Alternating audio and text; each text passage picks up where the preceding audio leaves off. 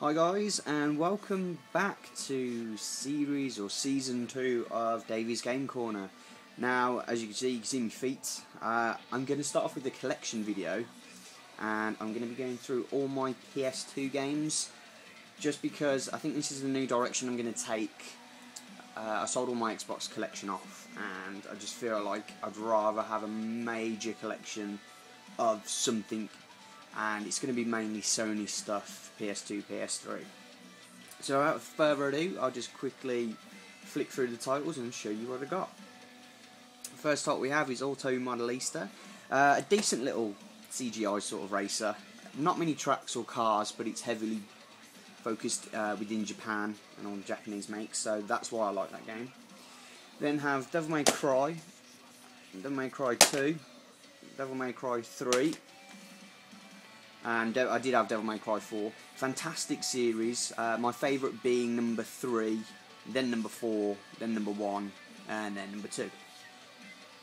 Next up is Dragon Ball Z Budokai, Budokai 2, Budokai 3, Budokai Tenkaichi, and Budokai Tenkaichi 2. Practically the same games until you get to the Tenkaichi series. My favourite of these lot being Budokai 3, just because of the storyline and the way it plays out. Next is Dragon Quest, Journey of the Cursed King. Fantastic RPG, very, very simplified, but later on it gets annoyingly hard. I think I've put about 40 hours into it so far, and I still have a few dungeons to get through. Loads of secrets, the alchemy pot as well, where you can make your own weapons. It's just a fantastic little game to get into, very classic style. Next is Fahrenheit, sort of like movie-based game. I haven't really got much to say about this, as I've only played the first 5-10 minutes, but from what I played of it, it was really great. You have choices to make at the start of the game, things like cleaning the floor to hide the blood. I won't go into much detail, but it plays out like a movie, sort of like Heavy Rain. Final Fight Streetwise, terrible game, but it comes with the original Final Fight. There's a lot of swearing, they use the word shit a lot. It's not all that. And we have The Getaway. Same sort of thing with this. I wasn't a big fan of it. I played the first couple missions. I don't like the way that it played out. It was sort of, to me, it seems like a poor man's Grand Theft Auto. Next is GTA 3, Vice City, and San Andreas. San Andreas and Vice City being my two favourites. Obviously, you guys all know about the Grand Theft Auto series, so I shouldn't have to say much about that. Next, we have a quirky game called the Gregory Horror Show. It's quirky in the fact that it just makes no sense at all. You basically end up in this weird hotel, and you go into people's dreams, and there's a big giant lizard that runs around with a tranquilizer to try and keep you asleep. It's very, very strange. Might have to jump back into this. Next we have Gun, a great little game. Really hooked on this, and this is one of the games that got me into the whole Western sort of genre for gaming. Obviously not as good as Red Dead Redemption, but I would say it's better than Red Dead Revolver. It's a very gory game. You've got some great missions in there, but the last boss is an absolute pain in the arse. Gungrave, simplified action, one of the early PS2 releases.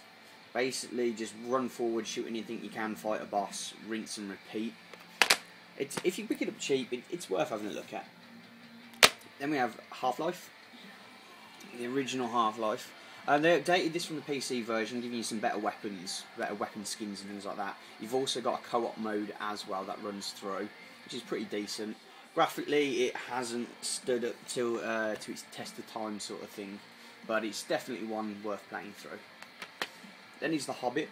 I picked this up just because it was cheap. I've played it before, and I'm a Lord of the Rings fan.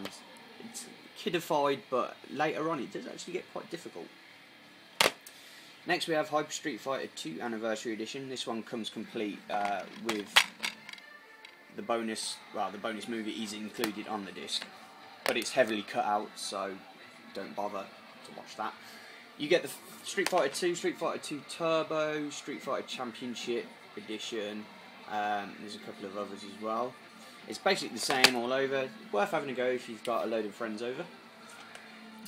Next we have Killzone. You would have seen this from one of my earlier videos that I did. I haven't actually played it yet. I'm actually playing through Killzone 3 at the minute, so I'm sort of going a bit backwards on the timeline. Like the look of this game. I wasn't a big fan of the multiplayer though. It seemed a little bit stiff. Next is Lego Star Wars. What can you say about it? It's a great little game. It was fun at the time. I haven't played it for years, but definitely one to check out if you're into the whole Lego and movie franchise. We then have Lord of the Rings, Two Towers, and Return of the King.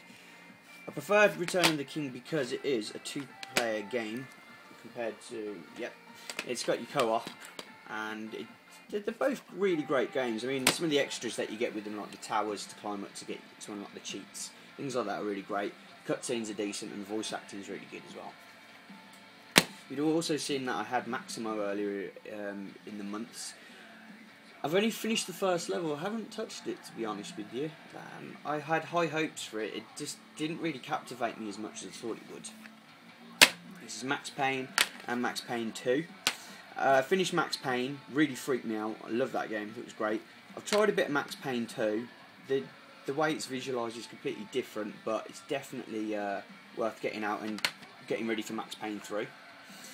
We then have Metal Gear Solid 2 and Metal Gear Solid 3. Still haven't finished Metal Gear 3, but Metal Gear Solid 2 is a great one to get through if you're into your Metal Gear Solid, or if you haven't tried Metal Gear Solid, then I would recommend starting out on MGS2 and then working your way up through the series. Mercenaries, cool little game, it's kind of quirky, better on the Xbox, just your basic going around blowing up shit. Naruto, great fighting game. Kind of annoyingly slow though at times. You can get slowed down on it. I don't understand why. Need for Speed Underground. This is one of my favourite games. I used to love playing the demo with my friends, just jumping over the bridge. Customization is cool.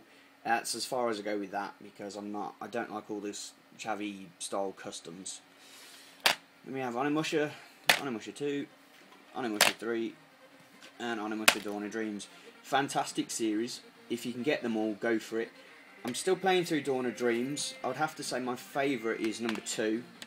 Number 3 is a fantastic game, and number 1 is obviously very basic. It's sort of the same with Devil May Cry, the way it goes around. You've got some great little RPG elements in this one, and this also comes with co-op, but you have to unlock it. We have Sonic Gems and Sonic Mega Collection. Sonic Mega Collection just because it has more games, but Sonic Gems Collection because it has Sonic CD. We have Episode 3.